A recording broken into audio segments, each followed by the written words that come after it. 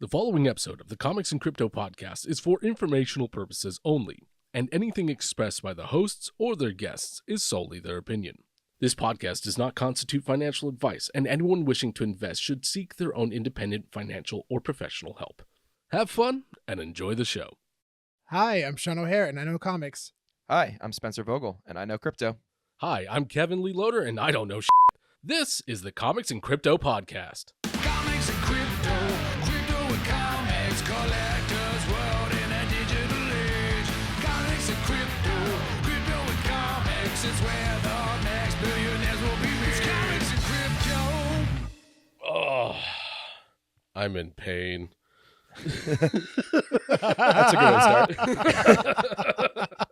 It's not the best start, but we had a hell of a weekend. And it wasn't even from partying. It was not from partying. One of a good friend of ours, Doug Thrasher, big shout out to Doug. dude, Dougie amazing T. dude. He had, God, how much? Like at least two. Oh no, he had like probably 5 cords of wood. Jesus. Yeah. So we actually got a wood cutter.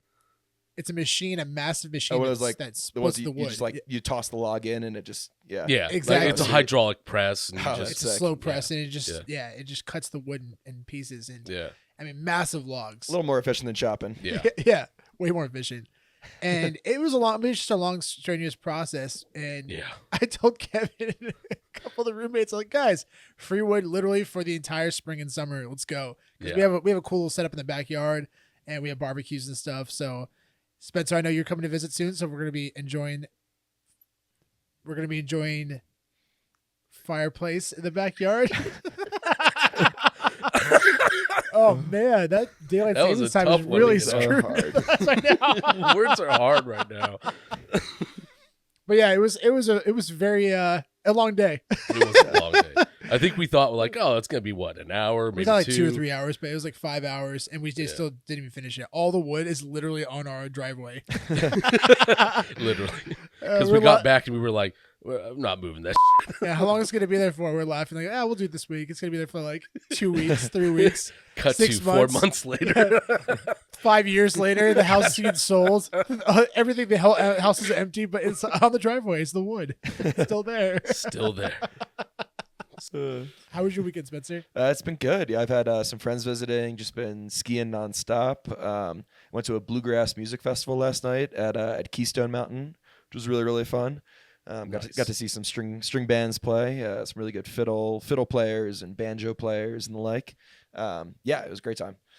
Stayed out a little, I little hope too everyone late was last wearing night a for- mask.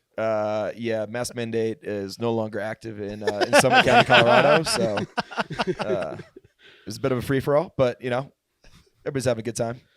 Worth it. I've always wanted to go to a bluegrass festival. I think have I been to one? I've maybe been to one, but I don't remember. It's a long time ago. But that would be so much fun going to a Yeah. bluegrass. I know I bluegrass haven't been to one. It's awesome. Yeah, I don't listen to bluegrass music like independently, like on my own, but I love seeing it live. Like it's really really fun music to see live. Everybody's really? just in a good mood. Yeah, I mean, I feel like musicians are always really good in string bands like that too. So yeah, I've been seeing a lot of that music up here in Colorado recently. I was up at Steamboat last weekend and saw a bluegrass string band over there, and that was awesome too. Yeah.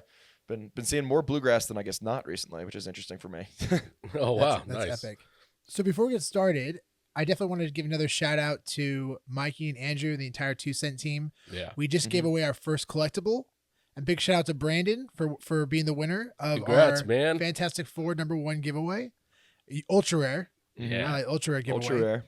Very exciting, very cool. And we're going to be doing a couple more of these contests. And we're doing another one this week. So be on the lookout for the contest and definitely join in because we're responding and engaging with the audience. And it's a lot of fun. It's a lot of fun. Come on there and ask your questions, guys. It's a great time. Absolutely. Oh yeah. For the next giveaway, we're giving away Uncanny X-Men #4. It's going to be a common. So, awesome book. Speaking of comics, look at that transition. There are some incredible auctions happening on Heritage beginning March 18th. Big auctions, massive auctions. The first one, Fantastic Four #5, a CGC 9.2, is going on auction. According to Go Collect, the previous sale for this comic was in November 2021 for $117,000. And I think we're going to give a little bit of prediction for each comic. This comic, I think it's probably going to hit past 150K. Yeah. Wow. That's Yeah. a pretty big price drop. Yeah. Nice. Yeah. Yeah. The previous one before that, I think, was under 100, but there's actually been a couple 9.2 sales recently. But yeah, I think this one could potentially hit past 150. Wow. Yeah. The next one is Journey to Mystery 83, CGC 9.4. This is the first appearance of Thor, which we're really hoping to see on VeVe in the near future. Oh yeah. According to Go Collect, the previous sale was in 2019 for $120,000. Wow. So this was almost 2.5 years ago. Wow. Yeah. Long time since the last sale. And this is a 9.4? And it's a 9.4, very, very high grade. Wow. And I think this thing could hit past $300,000. I mean, I think yeah. it's very possible, Wow. given the amount of time difference. That's, I mean, man, a year ago is crazy. 2 years ago for a comic this high of a grade, Yeah. it's wild. Is the 9.4 is that the highest grade on the census or? No, there's a 9 point. I believe there's a 9.6. Oh, I cool. need to double check. No, really? Yeah, Wow. but I believe there's a 9.6. I don't think there's any 9.8s. Yeah. Gotcha. But the fact that it's even at 9.4 is Oh yeah, it's massive. It's huge. I mean, and the Wow. cool thing is like these, and we'll talk more about this in a second. But you know, the high grade comics keep raising the ceiling. Mm-hmm. The next one, which we're all very, very excited about, Fantastic Four #1, CGC 9.2 grade.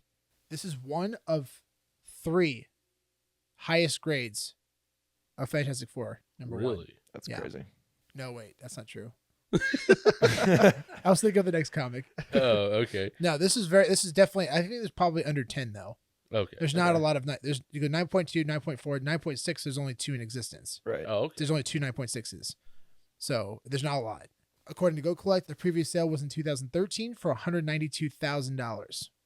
I think this comic is easily going to pass $1 million. I think we'll probably see 1.2 million plus. 8 years ago, it sold for almost $200,000. Wow. I mean, shoot, guys, it might not be impossible to think this could pass $2 million. Yeah, man. And the cool thing about that is this isn't even the highest grade, but man, what a boost, right? And it shows the value of this comic. And that's what's exciting. This is what we've been talking about. When physical records are broken, it's going to complement the digital side. Mhm. Oh yeah. Yeah, it's gonna be interesting. I think we're gonna see a bump in. Yeah, if there's a really, really crazy high sale for this book, we're probably gonna see a bump Yeah. in FF1 prices Yeah. on VeVe.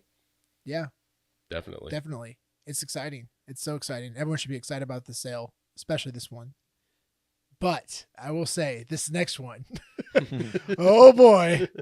Captain America Comics #1, CGC 9.4. Wow. According to Go Collect, the previous sale was in 2019 for $915,000. $915,000. This was 2.5 years ago.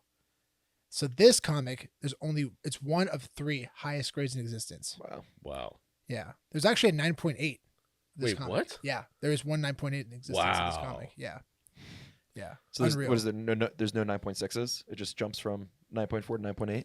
I think there's 2 9.4s and then a 9.8. Yeah. Wow.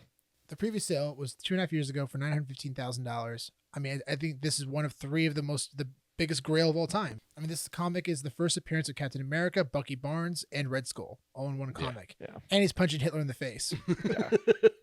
I love Which the is World War just II covers amazing. are awesome. Those are some of my This is favorite actually covers. one of my This is actually one of my favorite comics of all time. Favorite covers, and I'm dying for this thing to come to VeVe, man. Yeah.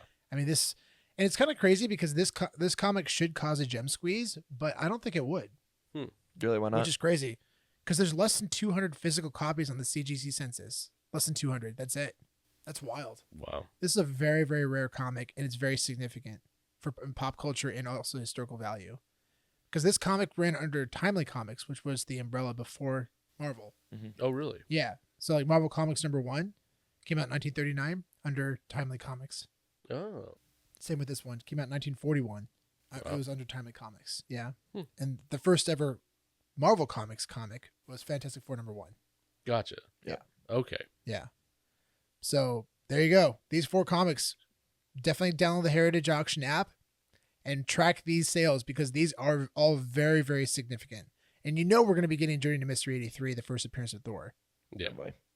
It's going to happen. Absolutely. Yeah, we'll update you guys on this stuff on our Twitter account as well as we see the sales numbers coming out. Definitely. 100%. Yeah. All right, Spencer, what's going on in crypto? Yeah, so some really exciting news that happened over the last couple of days.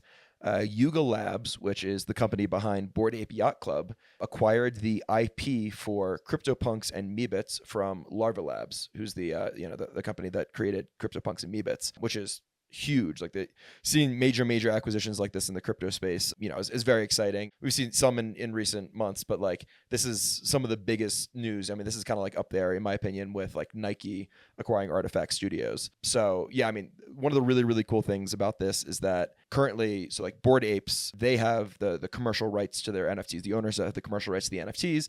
They can monetize their basically the ape that they have, and they can create videos or create content using that ape and basically make their own money off of it, which is, one of the reasons why Bored Ape has been so successful. But CryptoPunks and Meebits, that has not been the case. Larva Labs did not relinquish those IP rights and those commercial rights to the NFT holders. But what's really cool is that Yuga Labs, now that they've acquired the IP for CryptoPunks and Meebits, they're planning on actually handing over those commercial rights to the NFT holders, which I think is going to be just incredible for the value of these CryptoPunks and the Meebits, and just what you're going to be able to do with them. Yeah, I mean, I'm just really excited to see what happens with this. And there's a lot of other things kind of in the pipeline with Bored Apes. It's like they've partnered with Animoca Brands.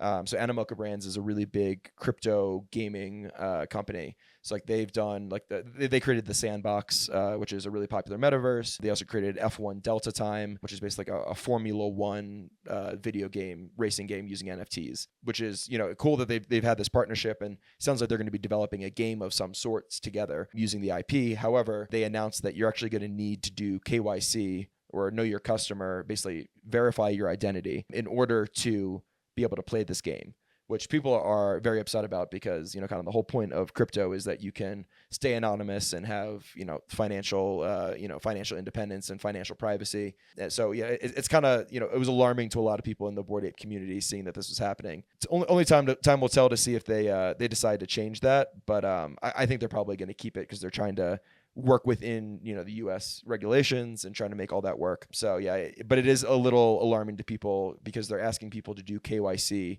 on basically a mystery project. They haven't even announced what it's going to be, what it's going to look like, and they're already asking people to do KYC, before even, letting people know what the project is going to be. So, I think that is definitely a little bit of a cause for alarm, and I probably wouldn't submit my KYC details before actually knowing what a project is and what it plans to do. But I mean, I think there is some trust there, just knowing that Animoca Brands and Yuga Labs are both huge companies and reputable in the space. But I definitely see why people have some pause. Oh wow! Didn't Bored Apes also team up with Adidas for a metaverse project? Mm-hmm. Yep. Yeah, they did something with Adidas as well. I mean, we're seeing major collaborations across the space between a lot of these really big NFT companies. So. Yeah. Interesting seeing these shoe brands go after this space. That's very interesting. Like between Nike and now Adidas. Yeah. That's awesome. It makes total sense. I mean, this whole the wearables, the AR wearables, they're so far ahead of the game. They know the technology that's coming out. Wow. They know this stuff. Absolutely. Man. They know. Yeah. They're not. I mean, that's the biggest thing, right? Follow the big brands. I mean, every big brand is getting involved in the metaverse. They're getting involved in AR. They know what's going on. They know it's being worked on behind the curtains, guys. Yeah. Like they're $1 billion corporations. They know. Yeah, I mean, and Nike, involves itself in, kind of street culture and design and all that. And, so they want to be on the forefront of what's happening. And same thing with Adidas. So, they see the opportunity with, digital wearables and, NFTs. So. Did you say how much Yuga Labs got the IP for? Yeah, I don't think that information was made public, but for part of the deal, Yuga Labs actually acquired a lot of the developer CryptoPunks and Meebits. So I think they ended up buying a couple hundred CryptoPunks and like just over 1,000 Meebits. And I think like the value of those had to have been in, $100 million or a couple $100 million, just to buy those. And then what happens after that? I mean, like, I don't know how they're dealing with like the secondary market fees and, how they're taking the royalties. So I don't know if they're really going to make that stuff public, but, yeah, I mean, I know something that is pretty cool though, is that Larva Labs is staying involved in the CryptoPunks and Meebits projects. Like the founders announced that, they're still planning on working on it and, being involved, in the direction. But yeah, Yuga Labs is kind of just owns the IP and is taking more of like a hands-off approach on it. It sounds like. Oh, okay. Well, that's cool. Mm-hmm. So Spencer, what's one of the advantages of giving the owners the IP, full control of the IP? Yeah, I mean, it means that for them, obviously, for the owners, we know, right? For the owners, we know what the advantage is. You get to own the IP. You get to build a brand around the CryptoPunk. But what's the advantage for the people who own it? You mean for Yuga Labs? Yes. Yeah.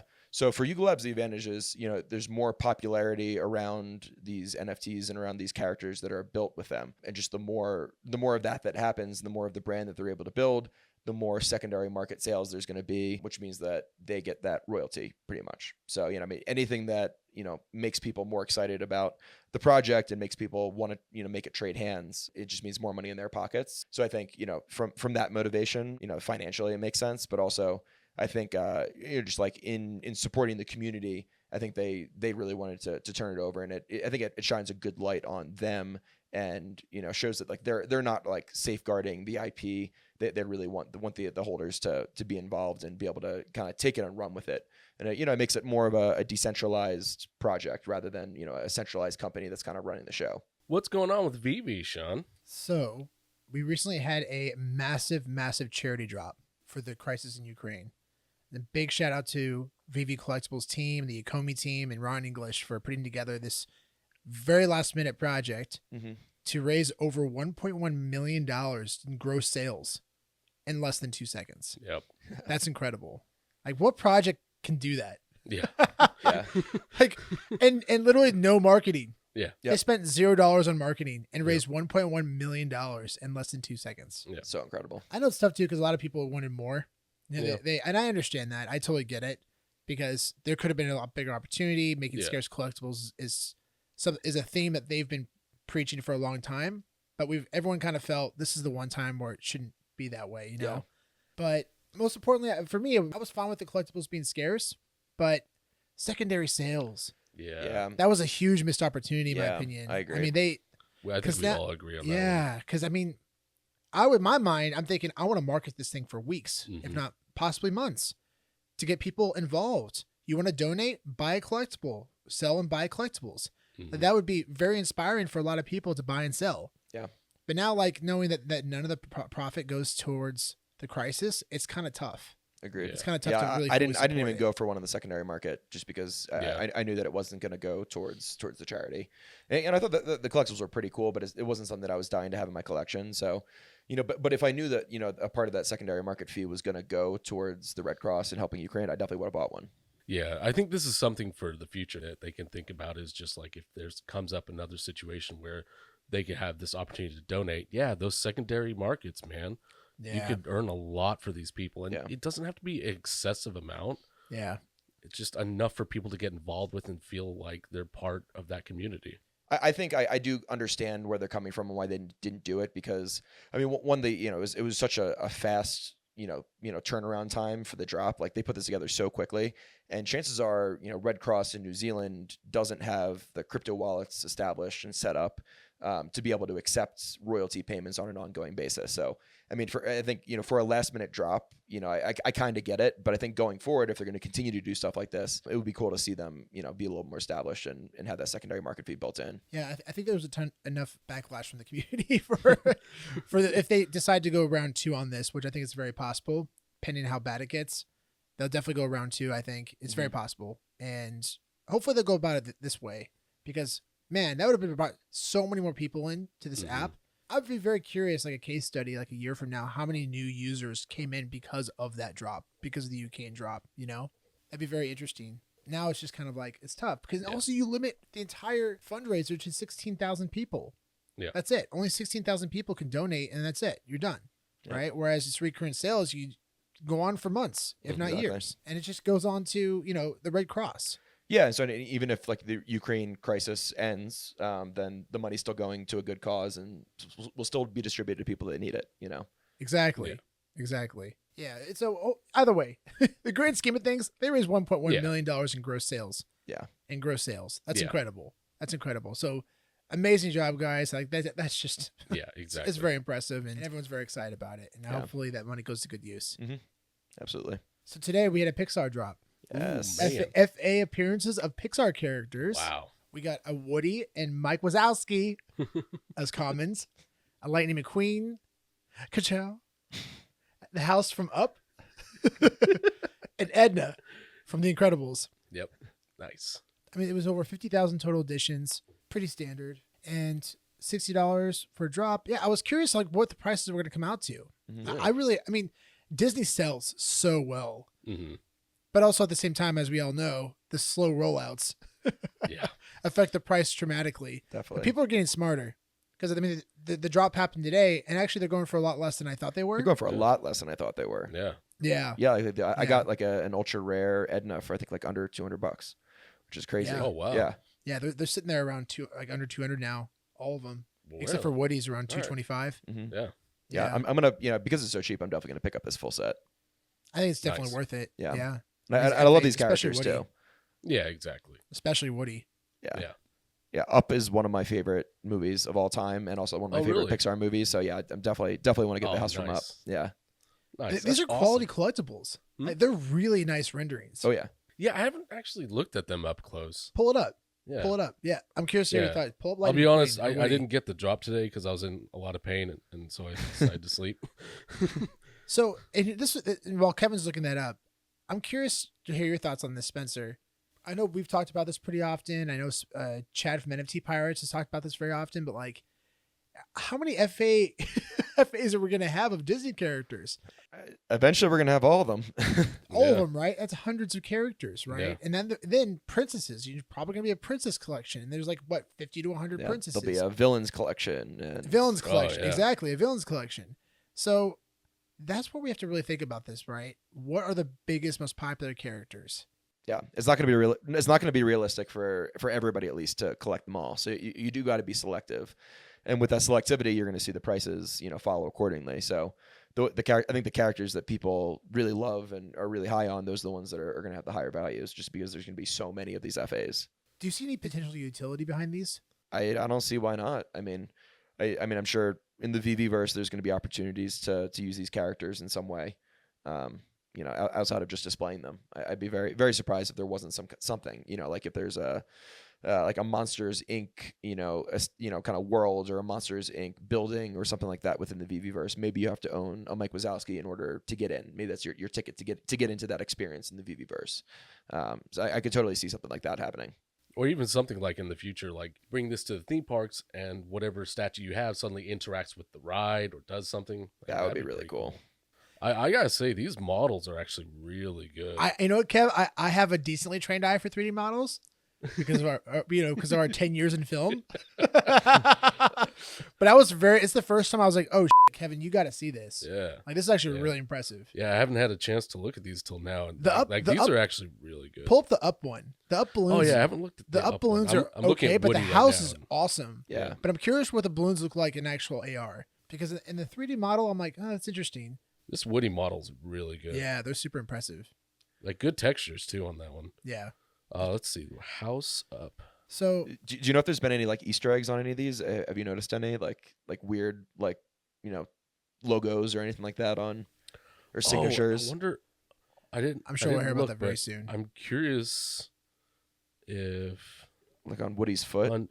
yeah, that's exactly what I Yep. was thinking. Let me see. oh, does it say Andy on there? That's what I'm gonna That's- check. that's- right that's now. what I was Come thinking, yeah. on. I feel like they got it. No. They didn't Oh, do it it. doesn't say Andy. Wait, yes, it does. It does? It does. Oh, It says Andy. let's go. Yep, it Can says Andy. Can you screenshot that and send it to me? It's dark, but you can just make Can it you, out. can you screenshot that and Yeah, send it to yeah, me? yeah, I yeah. love it. Touche, Yeah. guys. So, yeah, dude. That's There classic. is an Easter egg. That is and it's classic. Andy. That's awesome. I'm going to tweet that out. Yeah. That is amazing. That is so Dude. cool. Wow. Yeah, the moment you said that, I was like, Woody. Like I feel like there's got to be something on the house from Up. I feel like Yeah, I'm going to look right now. if you look like really, really closely. But Like Doug hunting under the porch Yeah. because he loves you.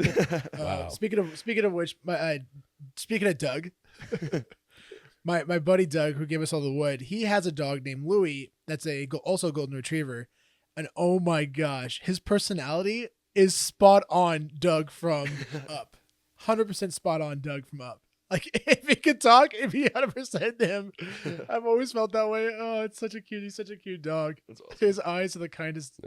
Okay, so I don't see anything on first looks. It's not a bad model, though. What about the balloons? The balloons are not bad. I mean, it's a bit of a trick, the very low-res balloons. And it's a lot of balloons. It looks like a lot. It's not as many as you think. It feels a little out of place, the balloons. Yeah. Yeah. But again, I'm curious to how it's going to look like in AR. Yeah. But the rest of these models look fantastic. I understand why, because they made it see-through so you could see the ones behind them. Is that why? Yeah, just to make it look like there's a lot. Interesting. Yeah. And maybe that's what bothers me, is that they're see-through. Yeah. That's what bothers me. Weird. Yeah. But outside of that, I mean, the house looks great. Yeah. First of all, I have to read off this tweet real quick. This is hilarious. Big shout out to Coach by Dio. This is hilarious. If you're looking to grab Woody, don't just be paper handing him for the next shiny collectible. That is literally his story arc. I saw that. That's such a good tweet. I love that. That's pretty That's good. so spot If you're on. looking to grab Woody, That's don't pretty just be good. paper That's handing literally him his for the next shiny story toy collectible. That is literally his story arc. Oh, that is such a great that's tweet. good. It's probably my favorite tweet of the week, easily. Yeah, that's pretty So good. Yeah, well, wait till Buzz Lightyear comes next, I buddy. know, right? So, did you guys hear about this apparent rumor about Disney acquiring an NFT project or an NFT company? I did. I saw something on Twitter about it, but I didn't get a chance to look too closely into it. Is there speculation on like who they're thinking about buying, or? Well, obviously the VeVe community went crazy. Yeah.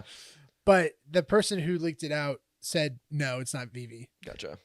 It's not VeVe. Yeah. And I expected that. I mean, come on, guys. Like, Yeah. I think it's you think it's Dan too and Dave are early. going to give away? It's way too early. They haven't even touched the VeVe-verse yet. Yeah. This is their baby. Like, they're not going to give it away, this project, so easily. Yeah. Be excited about it. Just, Yeah. Because there's a lot of things that they're working on outside of just VeVe collectibles. Exactly. I mean, it's Disney. They're going to have their options for different types of projects and everything. You know, things are coming to the park, like Disneyland Oh, yeah. Park. 100%. 100%. Yeah. And anything that Disney does with NFTs is going to be good for the VeVe collectibles. So Yeah, Mhm. exactly. And which I didn't know this. Big shout out to VeVe Magic for pointing this out. The lenticular cards are actually dedicated to the new Toontown area. Those characters are new designs that are going to be dedicated to the Toontown. yeah, that's really cool. It's being remodeled at Disneyland. Mm-hmm. Yeah. Oh, interesting. Yeah, so she pointed that out. So big shout out to VeVe Magic for that. Yeah. And if you don't follow her channel, man, she's absolutely incredible, and by far the biggest Disney fan I know. She's incredible. Yeah. Her tweets are awesome. They're so fun, and her Instagram page. So make sure to follow her. So guys, with this recent dip in the market, and we're talking about like the big dip, it's been a little roller coaster ride since. It's gone up, it's gone down. Yeah. Mm-hmm. Seems like it's I would say stabilized though for the most part. Exactly. Yeah. I was just gonna say that, Spencer. Yeah. You nailed it. With this recent stabilization, like what do you do? What do you do in the market right now, right? So what's some strategies, some ideas that can help the community? Most importantly, what are you guys working on? For me, for me right now, it's just, as I've always said, I go after the things I just want. Yeah. And so for me, like with all the prices kind of dipping down, I'm like starting to look at some of the collectibles I couldn't get before. That I'm like, oh, I want to get that now because it's more affordable. Yeah. Exactly. Yeah, definitely. Yeah, I've been doing the same thing. And the biggest thing too is go after. I mean, like Kevin said, go after what you love, but also it's okay not to do anything at all. Yeah. Like just observe and learn from the market. Use amazing resources like cherry charts that gives you in-depth analysis of sales over time. So you'll know like, oh, is this the highest floor it's been? Has it been higher than this? This kind of data is available at cherrycharts.com. So big shout out to Brendan Cherry. Very cool stuff. I was gonna say another strategy though for right now is getting discount gems. The gem rate is really, really, really. I mean, you can get gems for I think they run like 55 cents on the dollar. So it doesn't really make a whole lot of sense to be buying gems, directly through the App Store and spending full price plus taxes on it too. When you can get gems from an escrow service, obviously make sure that you do it in a safe way and use a trusted escrow. But you can get gems very inexpensively and more or less get the collectibles on the market for half off. 100% make sure to use a safe escrow service. Like, do not do it on your own, guys. Yeah. People are getting scammed all the time. Yeah, it's still happening. It's still going on. And make sure to reference the video on our YouTube channel. Mm-hmm. We recently made a video that walked through the steps of how to avoid being scammed. Just make sure to do your research. So some of the things I'm focusing on lately is stacking liquidity. There's a lot of great opportunities there for commons, like common comic books, like specifically Tales of Suspense 57, which is the first appearance of Hawkeye. That's going under 20 gems right now. First appearance of the Falcon, Captain America 117. That's under 20 gems right now. And then Marvel Spotlight number 5. That's under 40 gems right now. Those are great books, really, really big books. I mean, Marvel Spotlight number 5, for example, in its highest grade last year sold as 9.8 for $260,000. It's a huge book. Yeah. So Wow. it's probably the biggest Bronze Age comic next to Hulk 181, first Wow. appearance of Wolverine. And then even big purchases too. I've seen a massive dip in a lot of collectibles like wall statues. I've seen off-market sales for as low as $10,000, Wow. which is crazy. I mean, it's way under 50 cent per gem Yeah. ratio. Yeah. Steamboat Willie, I saw him as low as $1,500. Yeah. Yeah, that's insane. I saw somebody sell 2 Todd McFarlane Batmans for $7K. There's 2 of them Two? for $7K. Yeah, For both? yeah, for 2. Oh, yeah, so whoa. $3,500 each. Okay. Wow. Yeah. That's Another very good low. deal. So there's definitely a lot of opportunity. But again, if you're going to do off-sale transactions or off-market transactions, make sure you do it through a trusted escrow, like we mentioned earlier. Exactly. 100%. Yeah. I mean, there was a guy that was recently that hit me up about helping him do escrow, and he ended up doing it with he ended up doing the transaction one-on-one with some guy. And I was like, dude, you got to be careful with that, man. You got to use a trusted escrow. He's like, no, it's okay. I'm careful. And then sure enough, he made a post recently and someone took a wallet from him. Wow. They took a wallet and a few collectibles. Crazy, huh? Wow, man. Crazy. Yeah. You gotta be careful. Got to be careful, man. I mean, It's not worth the risk. I mean, especially if you're doing high value transactions, it's just not worth it. Exactly. and the toughest part about that too is even if you know somebody or you think you know somebody over time, right? They build that trust Mm-hmm. and they'll scam you. I've seen people get scammed that way. It's yeah. happened. Yeah, you Yeah. make like a few small purchases, build that trust, and then you're like, oh, like I feel comfortable making a really big purchase without using escrow, and that's Exactly. where they get you. Yep. And that's when they get you. So, and that's what's tough because people come to me and say, hey, you know this person? They said you can vouch for them. I'm like, no, I don't. I mean, we talk online and I help Yeah. and we talk a lot, but like, I've never FaceTimed them. I've never actually talked to them on the Mhm. phone. Mhm. I've never met them in person. I'm very, very, very, my group is very small as far as like who I can personally vouch for. Right. And it's no disrespect. I just don't know you. Yeah. You know, and you just got to make sure you go about it in a safe way because I have to look out for the entire community. So Exactly. Cool, guys. Well, thank you so much for joining me today. This was awesome. yeah, great episode, guys. That It was lot a of good fun. episode, and as always, stay awesome out there. And remember, the moon, let's go to Mars. Music is by NineFinger. Make sure to check out their music at NineFinger.com. And you can follow them on Instagram at NineFinger999. Be sure to check them out and send them some love.